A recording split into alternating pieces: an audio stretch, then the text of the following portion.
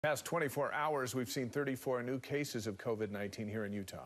News specialist Jed Bolt joins us live. And Jed, the increase in cases is coming along with the increase in testing. Yeah, that's right, Deanie. We saw a roughly 50% rise each day in COVID cases here in Utah, but we also saw a 200% rise over the course of the week in the testing. The state epidemiologist reminded us in a briefing today that here in Utah, this outbreak is still relatively new.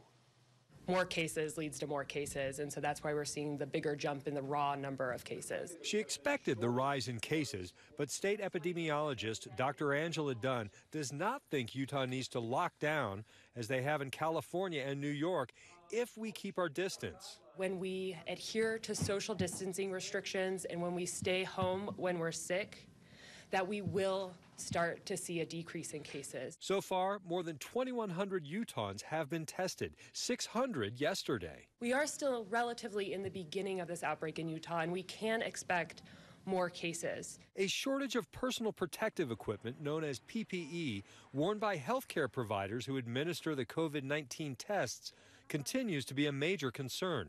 Right now, Dr. Dunn says, there is enough personal protective equipment in Utah to handle the demand, but not for the entire epidemic. If we see a huge increase in cases, we will likely not have enough ventilators as needed, so we're working to acquire more. The best solution? You guessed it, social distancing. The fewer of us who get sick, the fewer people will need a test, and fewer people will overwhelm our healthcare system. We know that if that happens, we will have a shortage of PPE. It comes down to saving lives. We need to keep people out of the hospital as much as possible and keep people healthy. So by people maintaining social distance and staying home when they're sick, they're less likely to infect others and thus less likely for someone to be in the hospital. So limit your interaction with as few people as possible, and of course, stay away from anybody who is sick. But Dr. Dunn also reminded us that throughout the course of this epidemic, we still need to get outside and do the things that we really like to do, or it will certainly take a toll on our mental health.